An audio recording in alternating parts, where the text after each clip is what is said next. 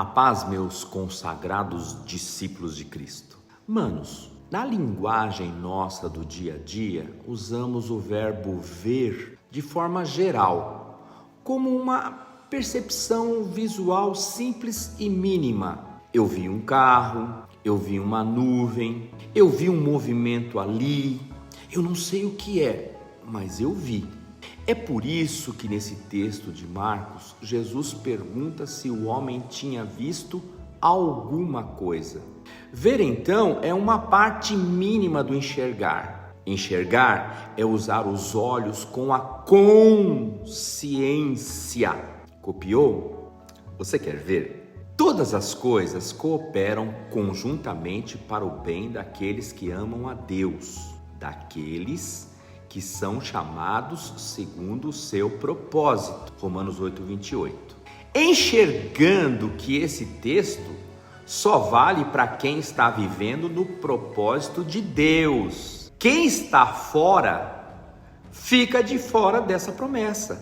O valor semântico de entendimento disso não pode ser relativizado. Todas as coisas é 100% das coisas. Então, por que nos chateamos? Por que ficamos ansiosos, preocupados e às vezes desesperados? Por quê?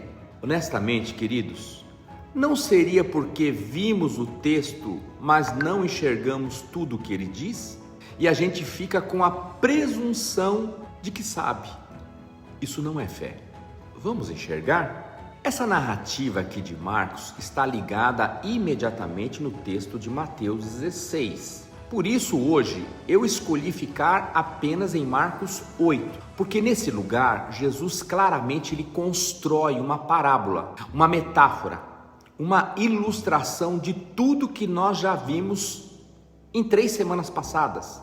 Jesus aqui praticamente abre a caixa de Pandora, que lá no mito grego não era uma caixa, não é? Mas era um vaso, que tenta explicar por que existem tantos males no mundo e, ao mesmo tempo, por que ainda existe esperança. Vocês lembram que os discípulos ficaram presos no tema do pão e Jesus estava falando de fermento, lembra? E Jesus pergunta: vocês não compreenderam ainda? Não lembrais? Não compreenderam ainda? E a coisa ficou ecoando na cabeça deles. Não lembrais, não compreenderam ainda. É aqui em Marcos que Jesus abre a caixa e nos explica o atraso deles em compreender as coisas. E na cidade de Pedro, Betsaida, trouxeram um cego para Jesus.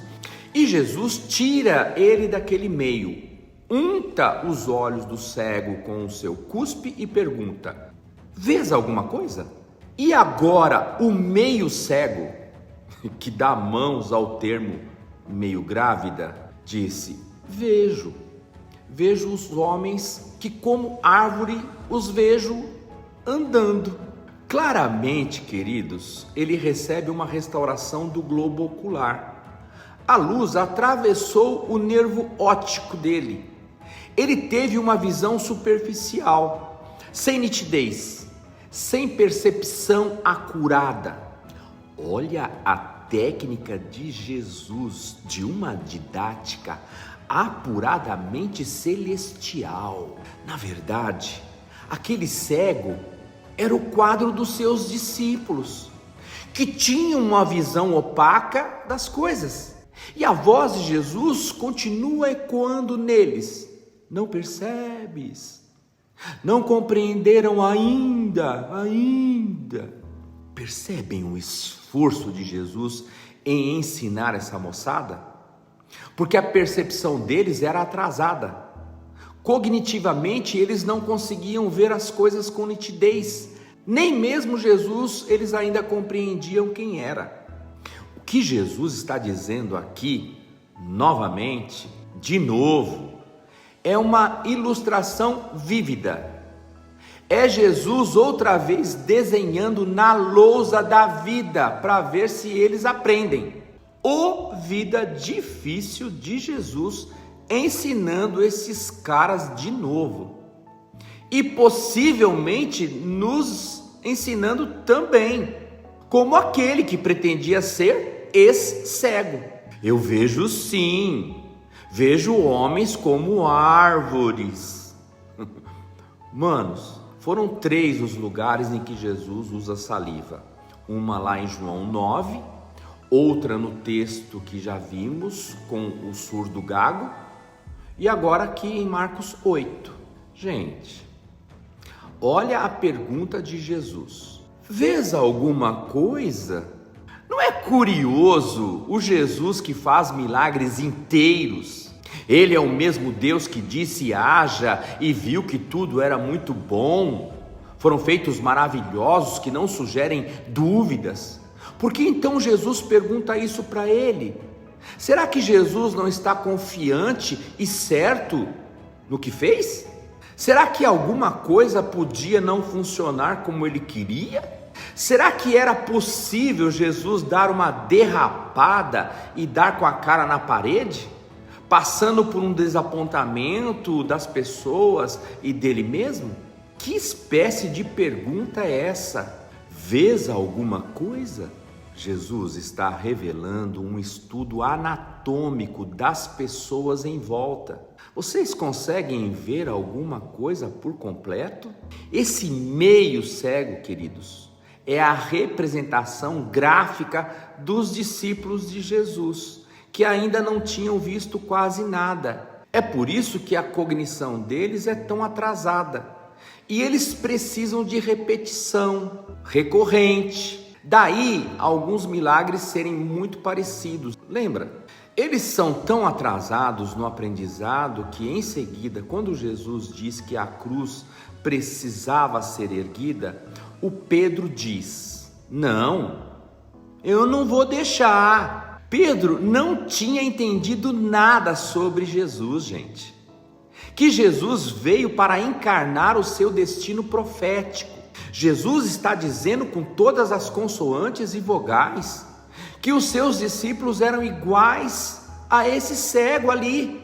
Percebe Jesus dando um dislike no Instagram desses caras?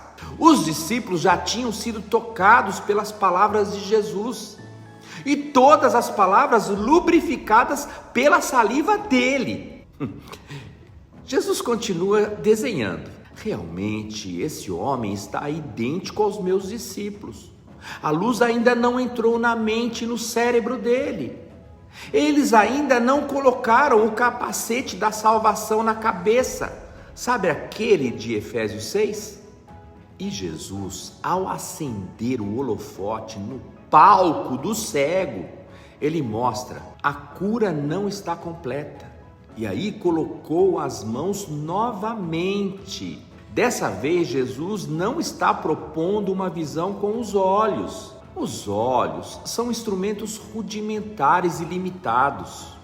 E na maioria das situações engana as pessoas que dizem: eu vi com os meus próprios olhos. Eu vi com os olhos que a terra há de comer. Isso não quer dizer muita coisa. É o que Jesus está demonstrando aqui. Não seria sensato, sábio, se nós, os cristãos, víssemos com as lentes de Jesus? Que nós olhássemos para as pessoas como Jesus olha? Para a gente não passar o carão de dizer: vejo os homens sim, mas os vejo como árvores. Olha, queridos, não são poucas as vezes que me sinto envergonhado diante do Senhor, tendo que admitir que algumas coisas que eu estava vendo eram apenas a minha visão árvore. Mas na contrapartida disso, em alguns momentos eu fico emocionado e com o coração tão cheio de poesia e de ternura, numa alegria graciosa e imensurável em Deus, por Ele ter aberto os meus olhos para ver alguma coisa de forma nítida e completa, sabendo que eu não vi, mas foi Ele quem tocou nos meus olhos para eu enxergar. É maravilhoso ser tocado por Ele assim, ainda que passando vergonha.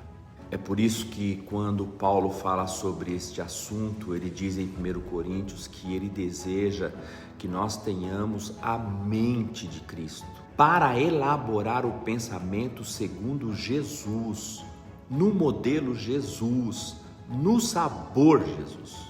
Finalmente, eu acho lindo a palavra que Jesus diz aqui, mandando o homem de volta para sua casa, no versículo 26, e dizendo: nem entres na aldeia, nem digas a ninguém na aldeia, vai para casa primeiro, vai ver a sua mulher, vai ver os seus filhos, vai ver a sua parentela, mostre a sua cara primeiro para eles, não se detenha, não pare em lugar nenhum, primeiro vai recuperar o que você havia perdido, vá reconhecer o ambiente da sua habitação, porque se alguém não reconhece os da sua própria casa, é pior do que o incrédulo e tem negado a própria fé, o Paulo diz em 1 Timóteo 5. Não entre na aldeia, senão a sua cura vai virar papo. Os caras do bar vão chamar você para beber. Sua prioridade vai ser rifada. A sua cura vai virar testemunho fora de hora. Não vire espetáculo para as pessoas. Vai para casa. O que eu fiz foi em ti, não foi coletivo. Volta para casa. Volta para casa. Deus os abençoe.